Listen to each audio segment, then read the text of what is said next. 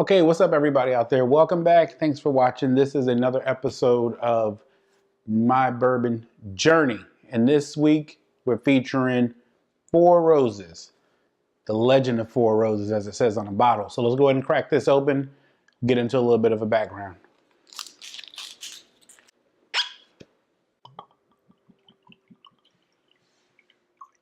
Okay, so it says Four Roses bourbon, 40% alcohol by volume. Looks like Brent Elliott, master distiller. Now, when I first saw this, I was kind of not knowing what to expect, because when I think of bourbon or whiskey, I don't really think about roses, but the legend of Four Roses. So as it goes here, according to this bottle, Paul Jones Jr., the founder of Four Roses Bourbon, became smitten by a beautiful Southern belle. He sent a proposal to her, and she replied that if her answer were yes, she would wear a corsage of roses on her gown to the upcoming grand ball. When she showed up the night of the ball in her beautiful gown, she wore a corsage of 4 red roses. He later named this bourbon Four Roses as a symbol of his devout passion for the lovely belle. Sounds kind of made up, but it's a good story. This comes from the Four Roses Distillery in Lawrenceburg, Kentucky.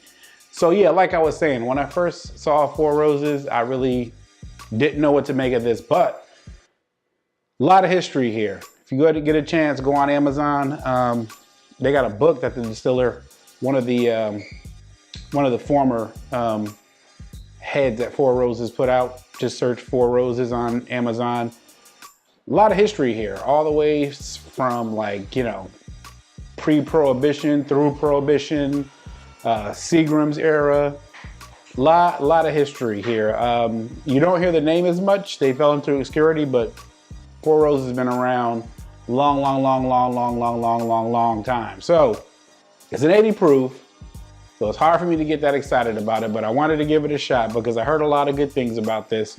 And I know this distillery has been around for a long time. I heard a lot of good things about some of their other products. So hey, I'm gonna give it a shot. I'm gonna let you know what I think. So let's go ahead and let's get into the smelling. Whoa. Oh, wow.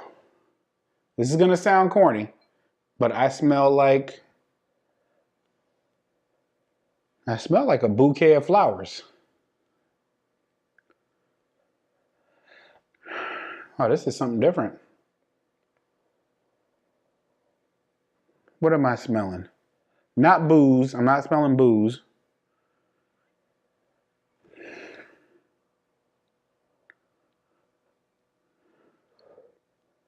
I'm smelling fruit. Like maybe light apple, light pear type of deal. I'm not getting a lot of wood on this. It smells really good, actually. I mean, I had it open for a while I was talking there, but it smells pretty good up front. And of course, we got to go and take a look at the color. The color here, it looks light like most other 80 proofs, but you know, this will work here. Yeah, there's something on this smell that's kind of like I'm thinking like maybe like a fruity kind of bubblegum kind of. Wow, this is completely different. I don't think I've ever smelled anything like this before. All right, well, hey, like I said, if you get a chance, do your research on Four Roses. I don't want to go into a big history lesson here, but let's go ahead and give it a taste.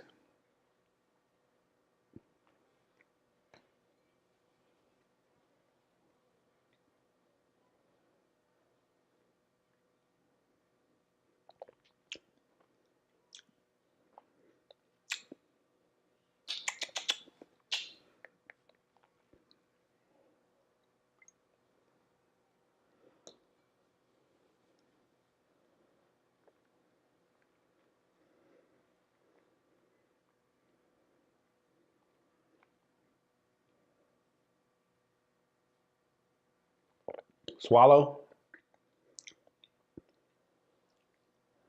Smoothness. Okay, here comes the heat. A little bit of heat.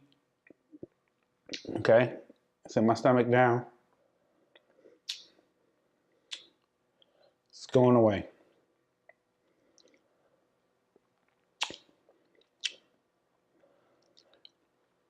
It doesn't taste fruity. I like the smell. The smell to me, again, is kind of flowery, kind of like a kind of fruity bubblegum type of deal.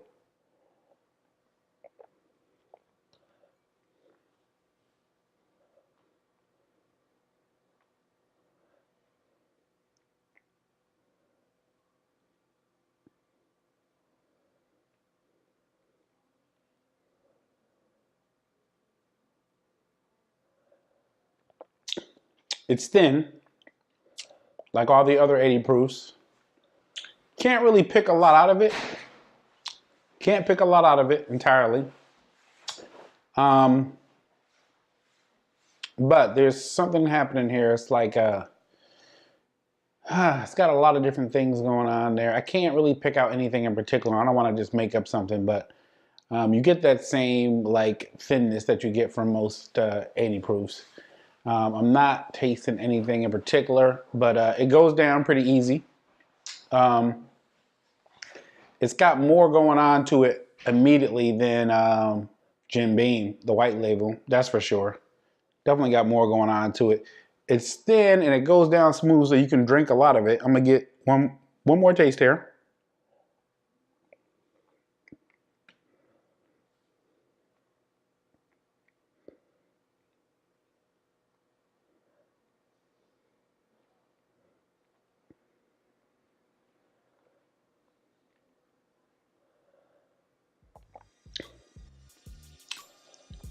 I'm not getting a lot of sweetness. I'm getting more spice than anything. Yeah, I'm not getting, this is not a sweet bourbon. If anything, this is headed towards the spicy side, I think. You're getting a lot of spice here. So if you like that, you'll love that. So, hey, if this is your first video watching, like I said in this series, what I do is I try it first like how I'm doing now. Then I'll come back a week later. I'm gonna have on the same t-shirt, but trust me, it's a week later. I just do that for continuity in the video. I'll tell you my long-term reviews. We'll put it through its paces. You know, sometimes a lot of these things change when it's sitting in the glass, or, you know, your taste buds, as your tongue gets adapted to it and stuff like that. So next week I'll be back with the long-term.